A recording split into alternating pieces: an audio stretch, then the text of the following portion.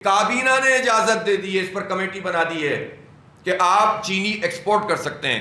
گویا اب ایکسپورٹ کا جیسے ہی نام آیا چینی مہنگی ہونا شروع ہو گئی. اس میں بھی کمائیں گے، پھر ایکسپورٹ میں بھی کمائیں گے، پھر امپورٹ میں بھی کمائیں گے، اور چاروں طرف خود ہی بیٹھے ہوئے ہیں.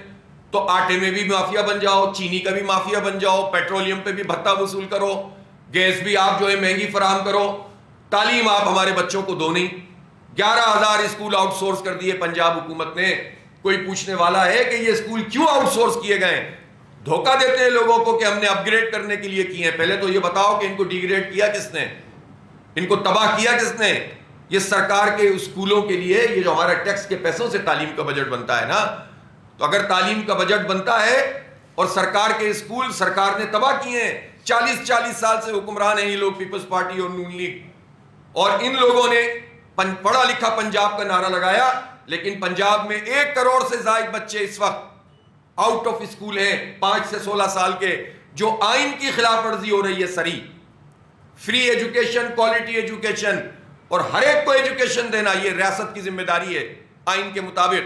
لیکن یہ کام نہیں کر رہی گورنمنٹس، اور اس پر یہ بات ہے کہ ہم تو تعلیم، آپ کیا تعلیم میں کام کر رہے ہیں؟ پہلے آپ نے 5,000 اسکول آؤٹ سورس کیے، پھر 11,000 کیے، اب 25,000 کرنا چاہتے ہیں. کالجز آؤٹ سورس کر رہے ہیں، کامرس کالج کر دیا آپ نے. اب آپ یونیورسٹیوں کے اوپر شب خون مار رہے ہیں، گرانٹ یونیورسٹیوں کو دے نہیں رہے. تعلیم مہنگی ہوتی چلی جا رہی ہے، اور خاص طور پر آپ یہ دیکھیں کہ آئی ٹی ایجوکیشن کتنی مہنگی. اور اب یہ صورتحال ہے کہ لوگ داخلہ نہیں لے رہے ہیں یونیورسٹیوں میں، انرولمنٹ کم ہو گئی ہے، پالیسی کوئی نہیں ہے.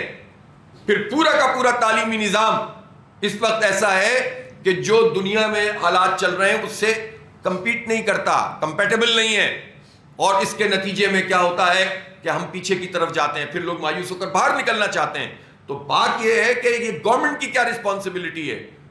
4 لیپ ٹاپ بانٹ دو، 5 لوگوں کو ٹریکٹر دے دو، 6 لوگوں کو کسان کارڈ دے دو؟ نہیں، ان کا کام ہے پالیسی بنانا، ہر ایک کو معیاری تعلیم ایک جیسی دینا.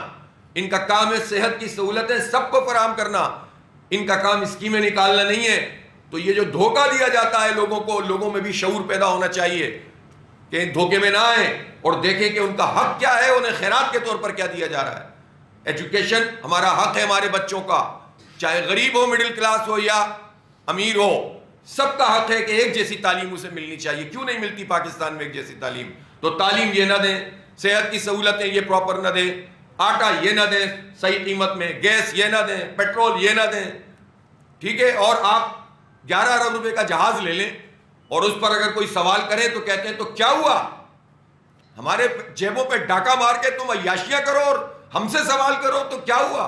لیا ہے جہاز، تمہارے والد محترم کے پیسے ہیں، تم نے اس ملک کے اوپر قبضہ کیا ہوا ہے. تم کون ہو اس ملک کے کہ ہماری جیبوں پہ ڈاکہ ڈال کے ہمارے طالب علموں کے اوپر بھتہ ٹیکس لگا کے تم اپنے جہازوں میں عیاشیاں کرو گے؟ تم جو ہے وہ اپنی گاڑیاں چھوٹی نہیں کرو گے، اور تم سے کوئی سوال کرے تو کہو گے کہ کیا ہوا ہم نے جہاز لے لیا؟ یہ بادشاہی کا نظام زیادہ عرصے نہیں چلے گا. اس خاندانی سیاست کو دفن کرنا پڑے گا پاکستان کے عوام کو. اس کے لیے میدان میں نکلیں، جد و جہد کریں. پچھلے دنوں جو گند خانہ ہوا ہے، یہ جو باہر کی خواتین آئی تھیں اور ان کے ساتھ جو کچھ بھی میڈیا میں، سوشل میڈیا میں چلتا رہا ہے، زیادہ گفتگو کرنا بھی جو ہے وہ ہم تو سمجھتے ہیں کہ اس کے اوپر تکلیف ہوتی ہے. لیکن ہم ایک بات کرنا چاہتے ہیں کہ یہ تماشا کیا ہے کہ پہلے تو پنجاب پولیس گھروں میں داخل ہوتی تھی عام لوگوں کے، اب پنجاب پولیس ججوں کے گھروں میں داخل ہو رہی ہے اور ان پر دباؤ ڈال رہی ہے، اس لیے کہ طاقتور لوگ اس میں آ رہے ہیں سامنے. کوئی بھی ہو، قانون کے مطابق اس پر کارروائی ہونی چاہیے، اور اس پر مٹی پاؤ والی پالیسی نہیں چلے گی. یہ قوم کو جواب دینا پڑے گا کہ یہ جو آپ نے جگ ہنسائی کی ہے، اس کے اصل چیز کیا ہے اور اس پہ سزا کس کو ہوئی ہے. قوم اس کا انتظار کرے گی، اور ہم جاننا چاہتے ہیں کہ یہ ٹرائل کھلا ٹرائل ہونا چاہیے تاکہ آئندہ کسی کو اس طرح کی حرکت کرنے کی جرت نہ ہو سکے.